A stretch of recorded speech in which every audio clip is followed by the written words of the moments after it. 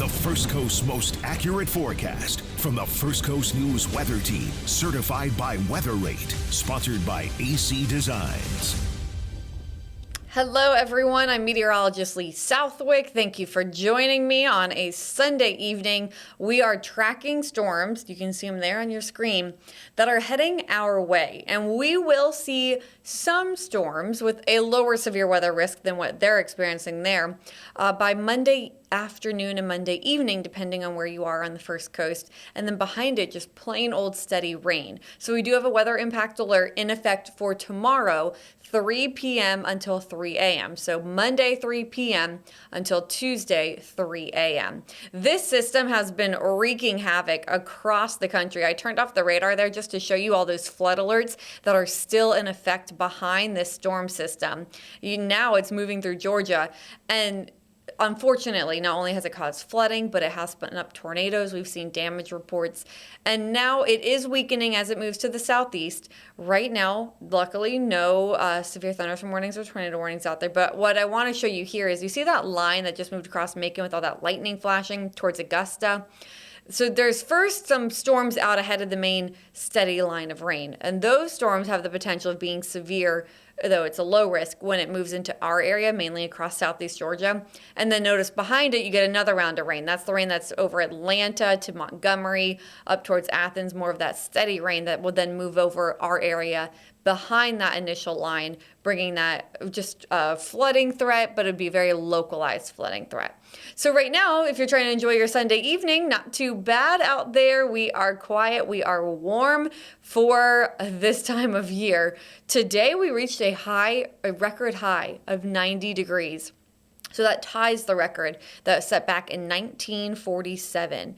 So this was an extremely warm day. And now we're going to turn our attention to the heat for one more day and then the storms moving in. And by the way, I can't remember if I said this off the top. I do want to let you all know I am watching Facebook right now for comments. So if you do have any comments or questions, please feel free to ask them on the Facebook feed. So overnight tonight, notice how mild it's staying. Usually we are in the middle 50s for our overnight lows. Our low temperatures will be near 70 degrees. And then after that mild start, we warm up. Our highs will jump into the upper 80s to near 90 out ahead of that rain and storms. So tomorrow's high temperature, here's a map.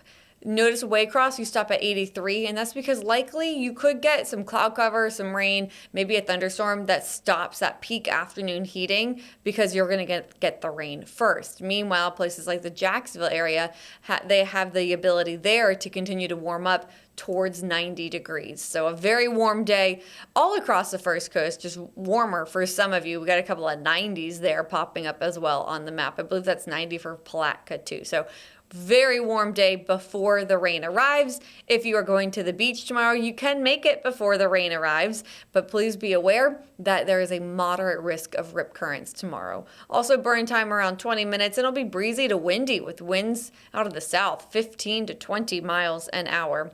So then the rain chances do arrive later in the day. We are starting the weather impact alert at 3 p.m. That is for Waycross. That's not saying all of the First Coast will see rain starting at 3. The rain coverage increases, as you can see, closer to 10 o'clock as we head towards midnight, and that's because the rain starts to overspread more of the First Coast. So as for your timing, as mentioned, 3 p.m. is the start, but it ends at 3 a.m. So it starts at 3 p.m. in places like Waycross. It ends at 3 a.m. for places like St. Augustine, really Marineland, points south. So your impacts, showers, downpours, and the possibility of a few strong storms. So this could create some issues during the evening commute for some of you, and outdoor evening plans, practices, just depending on where you are across the First Coast. And I promise you, I'm going to show you a model in just one moment. But first, I wanted to show you this. This is from the Storm Prediction Center. They did bump up our severe weather risk today, though it's not high. So those of you in yellow, that's a slight risk. That's a level 2 out of 5. So it's still a lower threat overall. And the green color, that's a marginal risk. That's a level 1 out of 5. So that's the lowest threat of severe weather. Still, it's not 0. So it's something we're watching closely. They say the main potential, and we see it and we agree with the models that we've looked at. The main concern in tomorrow's storms would be severe wind gusts, 40 to 60 miles an hour, so damaging wind gusts. Also, the heavy rain in some low-lying areas that could create a bit of isolated, localized flooding. And then we also can't rule out the possibility of an isolated, brief tornado. The risk of the tornado risk goes down after sunset, so I'm more concerned across southeast Georgia. But still, for everyone, it is something we will watch. All right, here's one model that shows you the possible timing. So as mentioned, it could arrive to places in southeast Georgia like Waycross closer to 3 p.m. These are your isolated thunderstorms out ahead of that main range shield. And so these are the thunderstorms that could become severe with the wind gusts, with the tornado risk. Some of those isolated storms will work their way into northeast Florida in the evening hours, and that's when that more steady rain moves into the Waycross area. Here with Waycross, I'm not concerned about the severe weather risk with that, but I would be more concerned about flooding. If there are any areas in southeast Georgia that got a heavy downpour with the initial thunderstorms that popped up in the afternoon and the ground's already saturated, then if you get steady rain behind it, that could lead to that localized flooding risk. So around sunset, watching for some strong storms across northeast Florida and more of that steady rain moving into southeast Georgia. That steady rain then pushes into northeast Florida around 10 p.m., 11 p.m., midnight, still over the Jacksonville metro area. So hopefully some good sleeping weather for some of you. This, again, should just be steady rain, but we'll watch out for some localized flooding.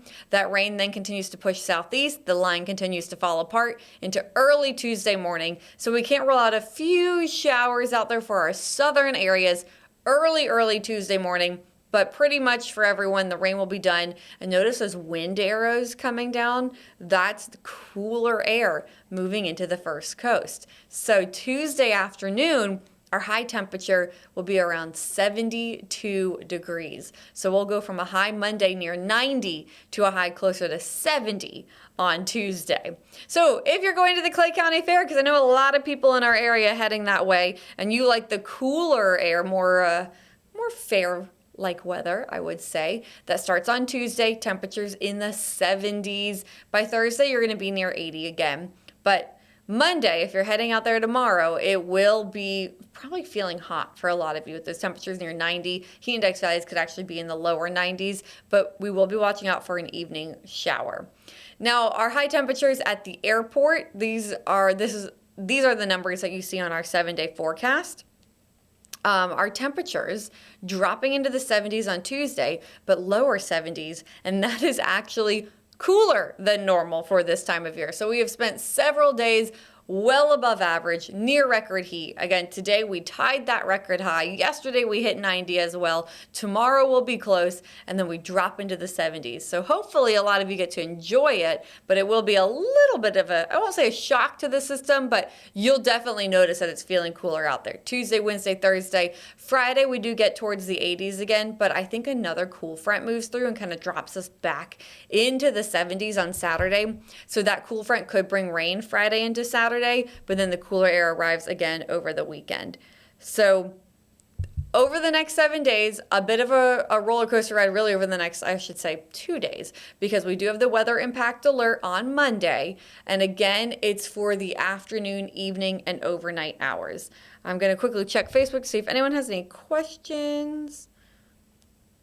Okay. Nope, I don't see any questions. All right, so look at your 7-day forecast. The weather impact alert is in effect from 3 p.m. until 3 a.m. So tomorrow morning, you should be okay. Tomorrow afternoon, it's getting very warm. And then around 3 p.m., that's when it arrives to the Waycross area. And from there, those storms will slowly move to the southeast and move over northeast Florida. And that will continue into early Tuesday morning. And then it is cooler. So make sure to stay weather aware tomorrow afternoon and evening. Again, the risk is low, but not zero for a severe thunderstorm or the possibility of some localized flooding. So we will keep a very close eye on it for all of you.